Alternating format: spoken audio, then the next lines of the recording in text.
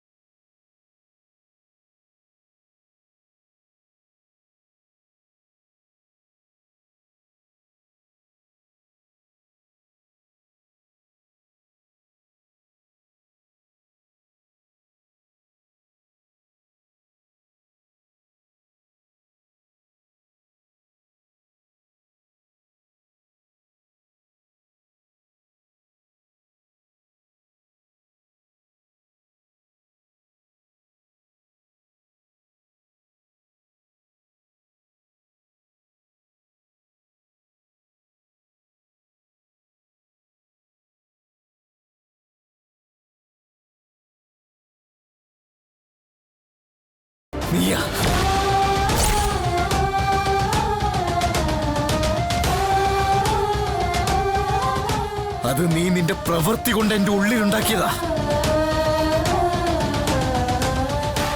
അതിനി എന്റെ ഉള്ളിൽ നിന്നും മാറില്ല, ഒരിക്കലും മാറില്ലടി.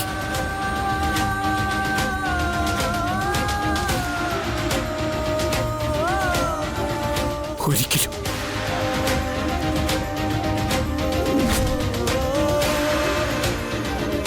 ഇഷ്ടട്ടോ എങ്ങോട്ടാ?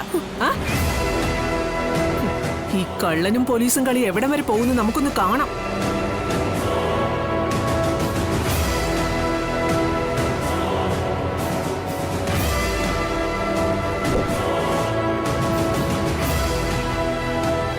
എടി, ഇപ്പൊ നീ വിജയിക്കുമായിരിക്കും. അതിന്റെ ഒരു സന്തോഷവും നിന്റെ മുഖത്ത് കാണുന്നുണ്ട്. പക്ഷേ എന്നെ എന്റെ മകനെ വേദനിപ്പിക്കുന്നതിന് സർവേശ്വരന്റെ കയ്യിൽ നിന്ന് നിനക്കൊരു ശിക്ഷ ഉറപ്പാ. അന്ന് നീ കരയും, പൊട്ടി പൊട്ടി കരയും. അത് ഞാൻ കാണും. ഈശ്വരനത് എന്നെ കൊണ്ട് കാണിക്കും. ഉറപ്പിച്ചു വെച്ചോ നീ.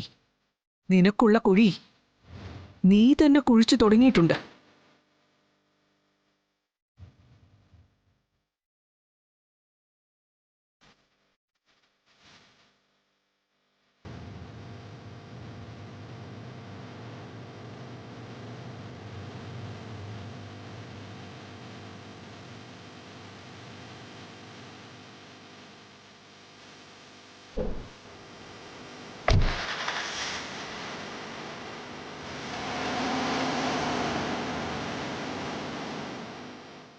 എന്താ അമ്മേ, എന്തിനാ സത്യാമ്മയും ബിഗ് ഫ്രണ്ടും അമ്മയെ വഴക്ക് പറഞ്ഞത്?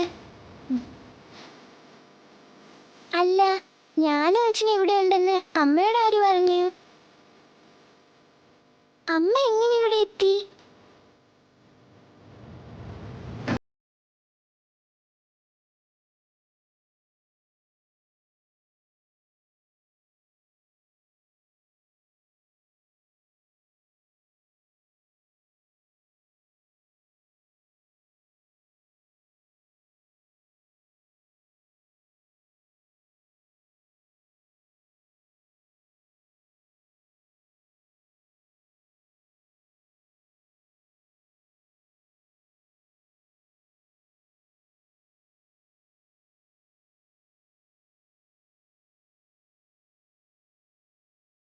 ഈ വേഷമായി പിടിച്ചു നിൽക്കാനാവില്ല. സത്യയ്ക്ക് മുന്നിൽ വെച്ച് എനിക്ക് ചിലപ്പോൾ സത്യങ്ങൾ പറയേണ്ടി വരും. അത് സത്യയുടെ കൊച്ചു മനസ്സിനെ വല്ലാതെ ബാധിക്കും. എങ്ങനെയെങ്കിലും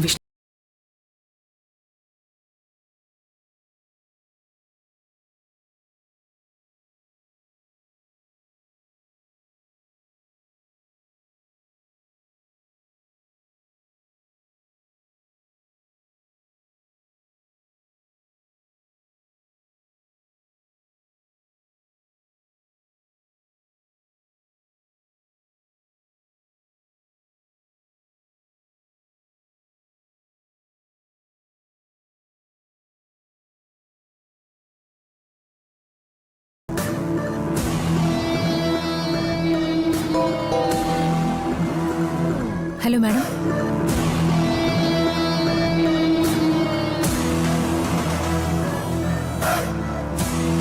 ശരി മാഡം, ഞാൻ പെട്ടെന്ന് എത്താം.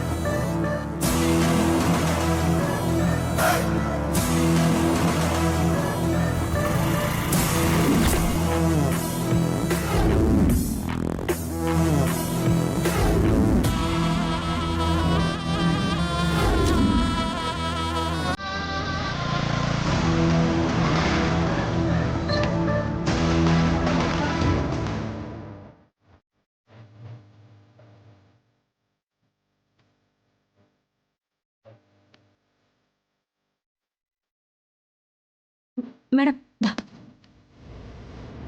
Thank you.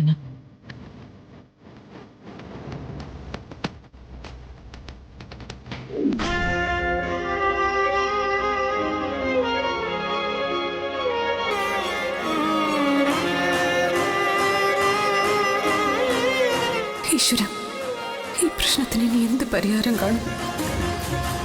എന്ത് പറഞ്ഞിട്ട് വിഷ്ണുവേട്ടനെ സത്യമേ മനസ്സിലാക്കാം?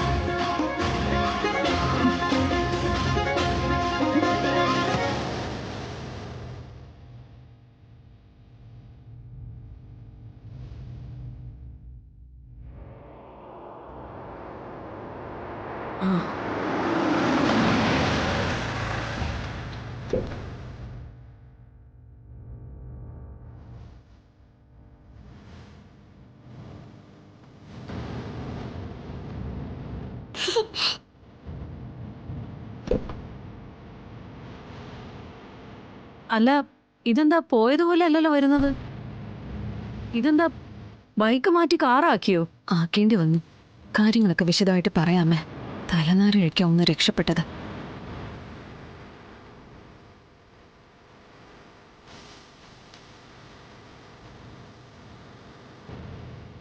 എങ്ങനെ ഉണ്ടായിരുന്നു അച്ഛൻ്റെ കൂടെ പുറത്തു പോയിട്ട്? റെസ്റ്റോറൻറ്റിലേക്ക് കൊണ്ടുവന്ന അച്ഛനാണെങ്കിലും തിരിച്ചു കൊണ്ടുവന്ന അമ്മയാണെന്ന് മാത്രം. എന്തായാലും അച്ഛനുമായിട്ട് ഭക്ഷണം കഴിക്കണമെന്നുള്ള മോഹം നടന്നല്ലോ. ഇനി അതിന്റെ പേരിൽ വാശി കാണിക്കില്ലല്ലോ. ഇല്ല, ഇനി അച്ഛനെ ജോലി ചെയ്യിക്കാൻ സമ്മതിക്കാതെ എപ്പോഴെപ്പോഴും വരണമെന്ന് നിർബന്ധം പിടിക്കോ? അതും ഇല്ല. എന്നാ പോയി എഴുതാനുള്ള എന്താന്ന് വെച്ചാൽ എഴുതിക്കോ. ഇനി ഇവിടെ കറങ്ങി നടന്ന് ഹോംവർക്ക് ചെയ്തില്ലെന്നും പറഞ്ഞ് ടീച്ചറിന്റെ വഴക്ക് കേൾക്കണ്ട. ചെല്.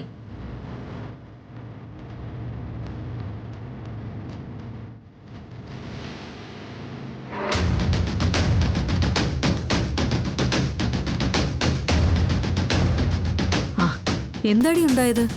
റെസ്റ്റോറൻറ്റിലേക്ക് വിഷ്ണുവേട്ടനും സത്യാമ്മയും എത്തിയമ്മേ. അയ്യോ, അച്ഛനെ ബിഗ് ഫ്രണ്ടിനെ പരിചയപ്പെടുത്താൻ വേണ്ടി സത്യ വിളിച്ചു വരുത്തിയതാ. എന്നിട്ടെന്താ, ഈശ്വരാനുഗ്രഹവും അനുവിന്റെ സഹായവും. അതുകൊണ്ട് വലിയ പരിക്കുകളൊന്നുമില്ലാതെ രക്ഷപ്പെട്ടെന്ന് പറയാം. സത്യയുടെ മുന്നിൽ വെച്ച് ആ രൂപത്തിൽ വിഷ്ണുവേട്ടൻ എന്നെ കണ്ടിരുന്നെങ്കിൽ ഞാനിപ്പോ ഏത് വേഷത്തിൽ വന്നാലും വിഷ്ണുവേട്ടൻ എന്നെ തിരിച്ചറിയാൻ പറ്റില്ലേ? അവിടെ കള്ളങ്ങൾ പൊളിഞ്ഞ സത്യക്ക് മനസ്സിലാവില്ലേ നമ്മളെല്ലാവരും കൂടി അവളെ പറ്റിക്കായിരുന്നെന്ന്? ആ കൊച്ചു മനസ്സിനത് താങ്ങാൻ പറ്റിയില്ലെങ്കിലോ? പിന്നെ അത് നമ്മൾ തന്നെ കാണണ്ടേ? അച്ഛനെ കാണണമെന്ന് പറഞ്ഞ് വാശി പിടിച്ച് ഭക്ഷണം കഴിക്കാതെ കിടന്നു നോക്കാൻ അമ്മയ്ക്കറിയാലോ. ഇപ്പൊ ആ മനസ്സ് ശാന്തമായിരിക്കുന്നത് അച്ഛനെന്നൊരാൾ അവൾക്കുണ്ടെന്നുള്ള ആശ്വാസത്തിലാ. അതിപ്പോ അങ്ങനെ തന്നെ പോട്ടെ. കവികള് പറയും പോലെ ജീവിതമാവുന്ന നൗക കാറ്റത്തും മഴയത്തും ആടി ഉലഞ്ഞ് എവിടെയാണെന്ന് വെച്ച് അങ്ങ് എത്തട്ടെ. അതുവരെ ഇങ്ങനെയൊക്കെ അങ്ങ് പോവാം.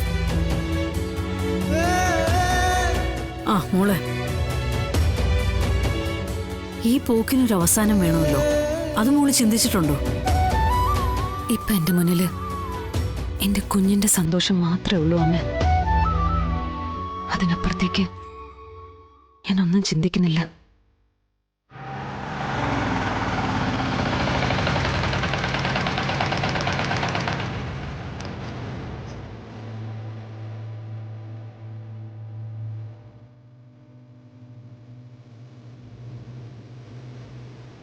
ഒന്ന് വെയിറ്റ് ചെയ്യണേ.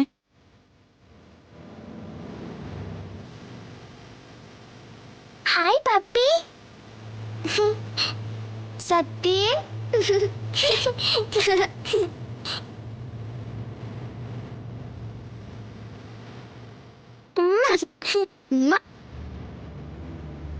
ആ പപ്പി, ഞാനിപ്പോ പപ്പിയുടെ കാര്യം ആലോചിച്ചേ ഉള്ളൂ. ഹോംവർക്ക് ചെയ്യാൻ പോയിട്ടുണ്ടാവും. അത് മാത്രല്ല വേറെയും കാര്യങ്ങളുണ്ട്. ഇങ്ങ് വന്നേ പറയാം.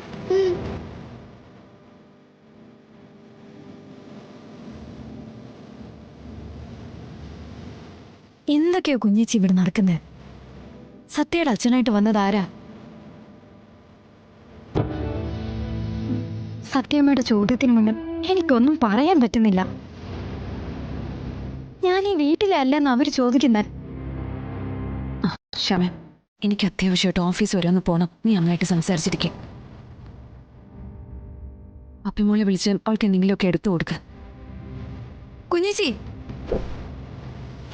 കുഞ്ഞേച്ചി, ഞാൻ ചോദിച്ചതിന് കുഞ്ഞേച്ചി മറുപടി പറഞ്ഞില്ല. പറ കുഞ്ഞേച്ചി, സത്യയുടെ അച്ഛനായിട്ട് വന്നതാരാ? ക്ഷമ, ഇല്ല, ഞാൻ വിശദമായിട്ട് പറയാം. പക്ഷേ ഇപ്പൊ ഒന്നിനും സമയമില്ല. രാമേട്ട, വണ്ടി എടുത്തു.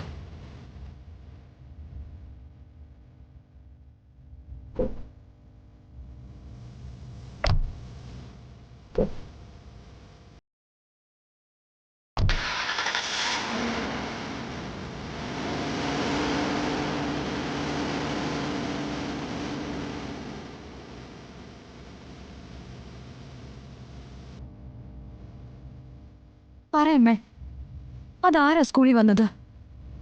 അതിന്റെ പേരിൽ അവിടെ വലിയ വഴക്ക് എന്ന് നടന്നു. നമ്മുടെ കുടുംബക്കാരെ അടക്കം സത്യമ്മ പറഞ്ഞ ചീത്തയ്ക്ക് കൈ കണക്കുമില്ല. ഈ ഒരു പ്രശ്നം കാരണം വിഷ്ണുവേട്ടനും സത്യമ്മയുടെ കൂടെയാ. നീ ശാലിനിയോട് തന്നെ ചോദിക്ക്, അല്ലാതെ എനിക്കൊന്നും പറയാനില്ല. അമ്മേ,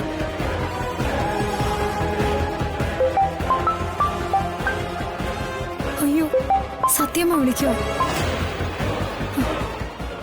അവര് പുറത്തു പോയ തക്കത്തിന് ഞങ്ങൾ ഇറങ്ങിയതാ. ഇപ്പൊ വന്നു കാണും. പപ്പി, പപ്പി, എന്താ മോർണിംഗ് വന്നേ, നമുക്ക് പോവാം. നീ ഫോൺ എടുക്ക്, എന്നിട്ട് പുറത്തുമില്ലാണെന്ന് പറയേ. ഇപ്പൊ തന്നെ എത്തൂന്ന് പറ. ഓ, ഇനി വിളിച്ചിട്ട് ഫോൺ എടുത്തില്ലെന്ന് പറഞ്ഞ ആ ഒരു വഴക്ക് വേണ്ട. സത്യമേ, ശ്യാമി, നീ ഇത് എവിടെയാ? ഞാൻ പുറത്ത് കുറച്ച് സാധനങ്ങൾ വാങ്ങിക്കാൻ വന്നതാ സത്യമേ. എന്ത് സാധനങ്ങൾ? പപ്പിക്ക് 2-3 ബുക്ക് മറ്റും വാങ്ങിക്കാനാ. ശരി, എന്നാ പെട്ടെന്ന് മേടിച്ചോണ്ട് വാ. ശരി.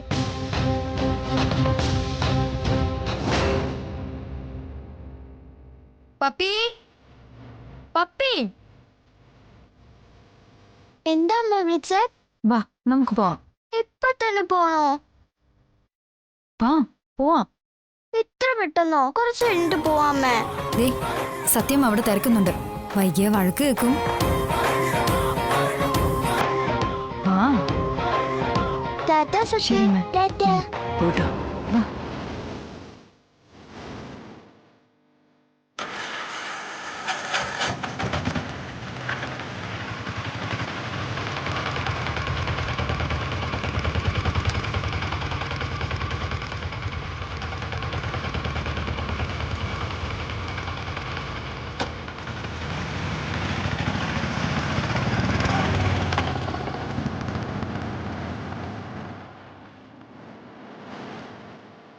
ശാരദാമ്മേ, പപ്പിയെ കൊണ്ട് ഞാൻ ആ ഹോംവർക്ക് ചെയ്യിക്കാൻ തുടങ്ങിയപ്പോഴേക്കും വിളിച്ചു.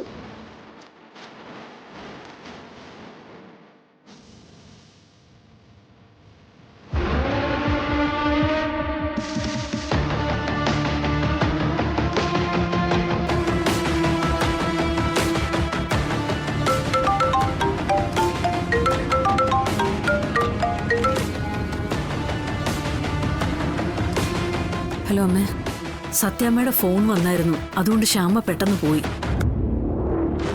സത്യയുടെ അച്ഛൻ സ്കൂളിൽ വന്നതിന്റെ പേരിൽ വലിയ വഴക്കൊക്കെ ഉണ്ടായെന്നാ ശ്യാമ പറഞ്ഞത്. വിഷ്ണു വരെ നിനക്കെതിരെ തിരിഞ്ഞിരിക്കുന്നു എന്നൊക്കെയാ അവൾ പറഞ്ഞത്. അവളുടെ ചോദ്യത്തിന് രക്ഷപ്പെടാൻ വേണ്ടി അമ്മേ ഞാൻ ധൃതി കാണിച്ചു പോകുന്നത്. അവള് ചോദിക്കുന്ന ചോദ്യങ്ങൾക്കൊക്കെ എന്ത് മറുപടി അമ്മ കൊടുക്കുക? സത്യം പറയാൻ പറ്റുമോ? പപ്പിയും സത്യം അവിടെ ഇല്ലേ? എത്ര നാളെ ഇങ്ങനെ മൂടി വെക്കുക? എടി, ശ്യാമയുടെ അടുത്തെങ്കിലും ഒന്ന് പറയണ്ടേ? വരട്ടെ, കാര്യങ്ങൾ എങ്ങനെയൊക്കെയാ പോകുന്നതെന്ന് നോക്കട്ടെ, എന്നിട്ട് ശ്യാമയോട് പറയാം.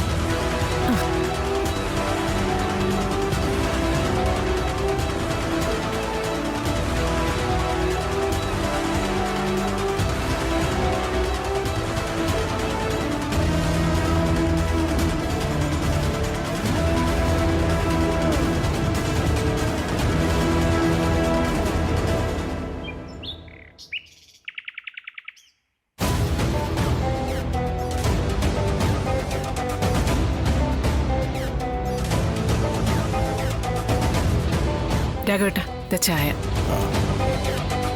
സൂക്ഷിച്ചു. എടാ നിനക്ക് ചായ വേണോ? വേണ്ട, ഞാൻ പുറത്തേക്ക് പോവാ. നിന്നേ, നീ ഇപ്പൊ പുറത്തു പോയാൽ എങ്ങനെയാടാ? ഉപേന്ദ്രൻ വക്കീലിനെയും കൂട്ടി ഇപ്പോഴിങ്ങോട്ട് വരുമെന്നാ പറഞ്ഞത്. എന്തൊക്കെയോ ഡോക്യുമെന്റുകളിൽ നമ്മളെല്ലാവരും ഒപ്പിടണമെന്ന്. അല്ല, ഞാനെന്തിനാ ഒപ്പിടുന്നേ? പിന്നെ വേണ്ടേ?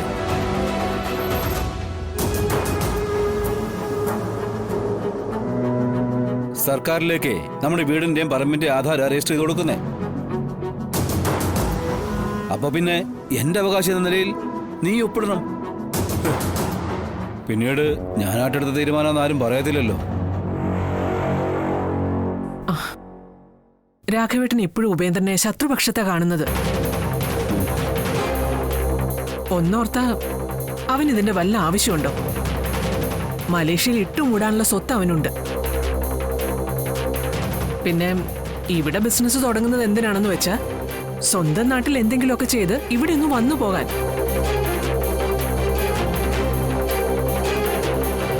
അതിപ്പോ ഏത് മറുനാടൻ മലയാളിക്കും അങ്ങനെ ഒരു ഇഷ്ടം കാണും. അല്ലാതെ നമ്മളെ ചതിച്ചിട്ട് അവൻ എന്ത് കിട്ടാനാ? അവനല്ലെങ്കിലും പണ്ടേ ഇങ്ങനെ തന്നെ. എന്ത് ചെയ്താലും അവനല്ല കിട്ടിക്കൊണ്ടിരുന്നതേ, എനിക്ക് തന്നെ. ഉരുളി വരെ കട്ട ചരിത്രമുണ്ടേ, എന്നിട്ട് അടി കിട്ടി എനിക്കും. ആ ഓ, അപ്പൊ പുള്ളി നല്ല കേമനായിരുന്നു. കേമനായിരുന്നോന്നോ? 1ാം ക്ലാസ്സിൽ ചേർത്തപ്പം മുതല് സ്ലേറ്റ് പെൻസിൽ തുടങ്ങിയ കളവാ. അതിവിടെ നാട് വിടുന്നവരാ മാറ്റിയിട്ടുമില്ല. അത് കഴിഞ്ഞിപ്പോ പദവിയും പണവും പ്രതാപമൊക്കെ വന്നു കഴിഞ്ഞ് എങ്ങനെയാണെന്ന് എനിക്ക് അറിയാനും പാടില്ല. ഇന്ന് കോടിക്കണക്കിന് രൂപയുടെ സ്വത്തുണ്ട് ചിറ്റപ്പന്. ഞാൻ അച്ഛൻ പറയുന്നത് കേട്ട് മൊത്തത്തിൽ മലേഷ്യയിലെ സ്വത്ത് വിവരങ്ങളൊക്കെ ഡീറ്റെയിൽ ആയിട്ടൊന്ന് സെർച്ച് ചെയ്തു. ഉള്ളതാണെന്നേ. 1-2 പെട്രോൾ പമ്പും റിസോർട്ടും ഫർണിച്ചർ ബിസിനസ്സും ഒക്കെ ആയിട്ട് മലേഷ്യയിലെ നല്ലൊരു ചിഹ്ന മുതലാളി തന്നെയാണ് ചിറ്റപ്പൻ. ഇതൊന്ന് പച്ച പിടിച്ചു കഴിഞ്ഞാൽ മലേഷ്യക്ക് വിട്ടാലെന്നൊരു ആലോചനയും എനിക്കില്ലാതില്ല. അല്ല, അതിനുള്ള വകുപ്പുകളും ചിറ്റപ്പൻ ഉണ്ടാക്കി തരും. എടാ, നമ്മുടെ വീടും പറമ്പും ഒക്കെ വെച്ചിട്ടാ നമ്മൾ ഈ ബിസിനസ് നടത്താൻ പോകുന്നത്. നീ ഇതൊക്കെ വിട്ടിട്ട് അങ്ങോട്ടെങ്ങാനും പോയാ പിന്നെ ഇവിടുത്തെ അവസ്ഥ എന്താവും? അതിന് നമ്മുടെ ആധാരം എന്ന് സർക്കാരിന്റെ പെട്ടി തന്നെ ഇരിക്കത്തൊന്നുമില്ല. കരാർ തീരുമ്പോ നമ്മൾ അത് തിരിച്ചെടുക്കത്തില്ലേ? ആദ്യത്തെ മരം മുറിക്കലിൽ തന്നെ നമ്മൾ മുടക്കുന്ന തുകയുടെ 6 ഇരട്ടിയാ നമ്മുടെ അക്കൗണ്ടിലേക്ക് വരുന്നേ. അത് തന്നെ മതി നമ്മുടെ ലൈഫ് തന്നെ മാറ്റിമറിക്കാൻ. എനിക്ക് വലിയ വലിയ കണക്കുകൾ കേൾക്കുന്ന തന്നെ പേടിയാ. രോഹിത് ഉപേന്ദ്രൻ ചിറ്റപ്പനുമായിട്ട് ചേർന്ന് ഇത് ചെയ്യുന്നതന്നെ എനിക്കൊട്ടും താല്പര്യമില്ലാത്ത കാര്യമാണ്. പിന്നെ എല്ലാരും കൂടി പറഞ്ഞോണ്ടാ ഞാനും സമ്മതിച്ചേ. എടാ രോഹിത്തെ, അച്ഛൻ പറഞ്ഞ പോലെ തന്നെ എല്ലാം നീ അങ്ങ് കണ്ണടച്ച് വിശ്വസിക്കണ്ട. അമ്മയോടും കൂടിയാ. അതെ, ഞാൻ അപ്പോൾ പറഞ്ഞു തന്നെ ഇപ്പോഴും പറയുന്നേ. എൻ്റെ അനിയനെന്ന നിലയിൽ നിങ്ങൾ ആരും ഒരു തീരുമാനം എടുക്കണ്ട. പിന്നെ കൃത്യമായിട്ട് ആലോചിച്ച് ഉറപ്പ് വരുത്തിയിട്ട് മാത്രമേ കാര്യങ്ങൾ നീക്കിയാൽ മതി. അതിനിപ്പോൾ 1-2 ദിവസത്തെ താമസം എടുത്തിട്ടായാലും കുഴപ്പങ്ങളൊന്നുമില്ല. അപ്പൊ പിന്നെ ഈ ബിസിനസ്സുമായി ആ വഴിക്ക് പോകാൻ നിൽക്കണ്ട. കരാറും കൊണ്ട് കാശ് സ്വാധീനമുള്ളവരങ്ങ് പോവും. അതെ, ആ ദാസന്റെ ഒറ്റ ഉറപ്പില്ല നമുക്കിപ്പോ ഇത് കിട്ടിയിരിക്കുന്നത്. എങ്ങനെയെങ്കിലും ഏതെങ്കിലും വിധേന ഇതൊന്ന് തട്ടിക്കൂട്ടി എടുക്കാന്ന് വിചാരിച്ചപ്പോ അതിന് പിന്നെ ഇടങ്കോലിടാൻ വരുവാ.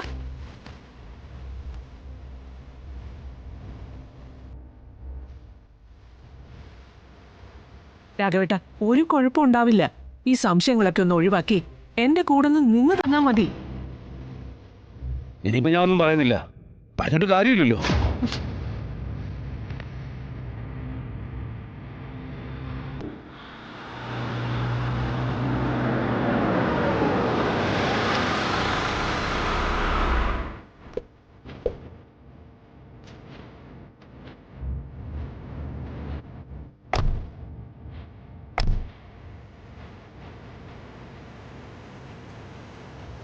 വരൂ.